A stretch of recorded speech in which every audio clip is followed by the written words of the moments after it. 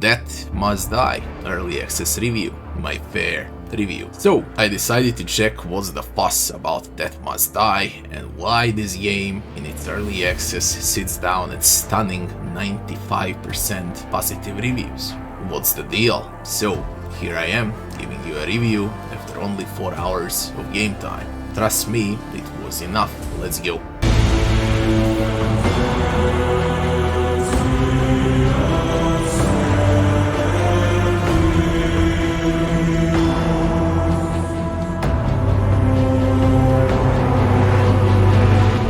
First section would be the story. Silly story that wants to copy Hades in the hard way, but fails at every single attempt to do so. I'll be honest, it's cringe, cartoonish, and you can feel that real writer is absent from the game development. Not only that it's cringe, but it's also a bad copycat. Thank God this game revolves around gameplay instead of a story. At least that's a positive.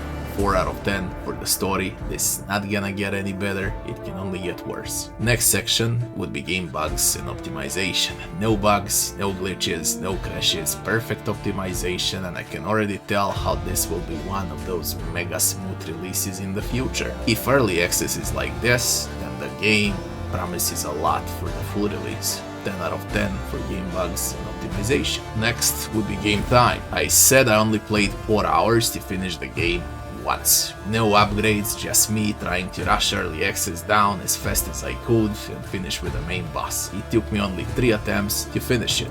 And as someone who's got over 60 hours in Vampire Survivors, I don't know how many hours in Hades, and probably thousands of hours into Diablo, I really don't need to test this game any further. This game is a pure mix of Hades storyline, storytelling, Vampire Survivor copied gameplay, and Diablo 1 and 2 inventory system and characters, but in a light comedy style.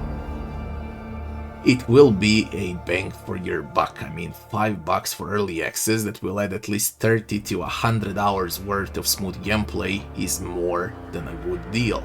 10 out of 10 for the game time. Next section would be game difficulty. It's classic, the more you fail, the stronger you are and easier it gets on every next run. The only real difficulty is at the start of the game when you are without gear. As you find better gear, the difficulty scales down. Then you up the scale, up the difficulty with additional modifiers for maps, and repeat and repeat and repeat until you get fully legendary gear. You got 20 minutes to finish the map or die trying. Yes, you will fail a lot at the start, but later on it's really gonna become more user friendly and easier and easier. 8 out of 10 for the game difficulty.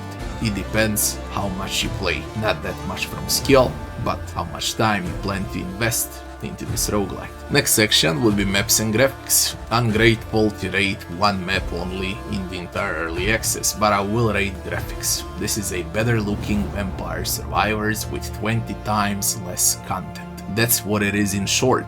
For now. It could end up as a bigger game or not. I can't tell the future, but it looks good. It's smooth, dark, fast-paced, works extremely well on a gamepad, and I like what I see in early access. There's a huge potential for a good game here. So 8 out of 10 for now. Next section would be gameplay, the most important one, especially for this game. Vampire Survivors gameplay meets itemization from Diablo 1 meets gods from Hades for boons and upgrades. True, you guess well, cards. It's like an onion soup with meat and fruit inside of it, to be honest. To put it short, gameplay is use your left stick and one button to dash while your character kills everything on its own. That's the gameplay. Ideal game for lazy players that are addicted to leveling up on every 15 seconds, I guess. It is fun though, I can't say how it's not fun, but it's also a big copycat of Vampire Survivors. If you spend dozens of hours like I did in Vampire Survivors, you won't find Death Must Die as addicting as new players will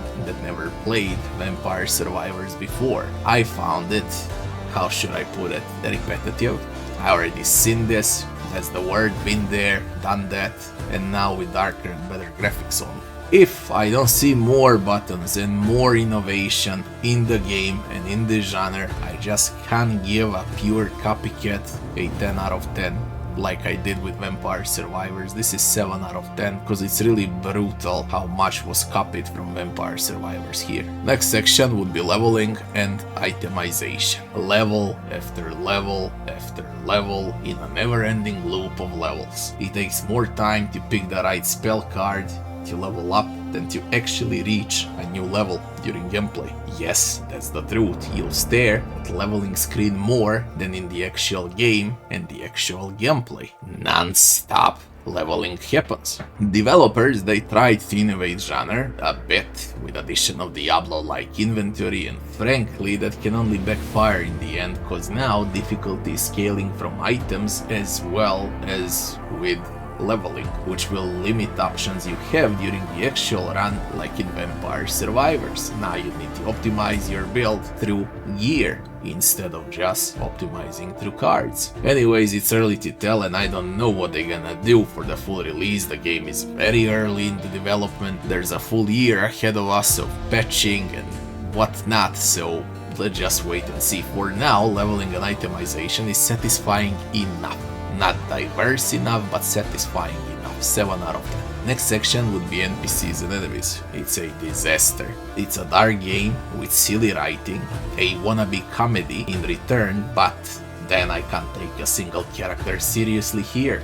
It's a dark game with silly characters, man. From irritating gods to even more irritating main protagonists and main story. Female gods in such a dark game, they look like they came out straight from some anime porn cartoon, and in return you get a pixel art dark game from isometric perspective. I don't know how people are connecting those two, I don't. Now when you create a dark game, dear developers, stay out of cringe jokes and bad writing, which this game has a lot. When you create a dark game with dark atmosphere, with combat, with war, with blood and whatnot, sometimes you don't even need writing. You can tell the story by showing gameplay only and small details on a map around the player. You don't need a story every time. Too much story backfired in this game, and it's early access only. It backfired dearly. As far as enemies go, even with one map only, there is a solid enemy variety. 2 mini bosses and 1 big boss. Early to tell, but it looks promising. Depends how many maps they plan to add, and that's gonna directly impact the amount of different enemies, mini bosses and main world bosses. My personal guess, there's going to be around 5 to 6 main world bosses with around 10 to 15 mini bosses, and that's gonna be the game at the end of the day. 6 out of 10 for NPCs and enemies for now in early access. The last section would be music and sound. Solid music, above mediocre voice acting, and solid sound effects. 7 out of 10 for music and sound. Final verdict. We got 67 points in 9 sections, and that would be 7.4 out of 10 with probably 8 out of 10 potential score for That Must Die. I don't understand such high scores for this small game. I try to be realistic here. This is basically a doubled price, better looking Vampire Survivors with 20 times less content, copycat ripoff. That's what it is in short. Now aside from that, it's a very solid game. It's cheap, user-friendly, very good one, fast-paced, smooth, good-looking roguelite, even though the game sells as a roguelike, which is not. This is a classic roguelite, by the way. They need to change this. Anyways, I enjoyed it. I will wait for the final release, and I'll 100% skip every upcoming patch in early access, because I already passed the same story with Vampire Survivors. There's nothing new to see here now. When I say the same, I mean 99% the same as Vampire Survivors. Almost identical. As always, thanks for watching, and I'll be seeing you on the next one. Don't forget to like, share and subscribe.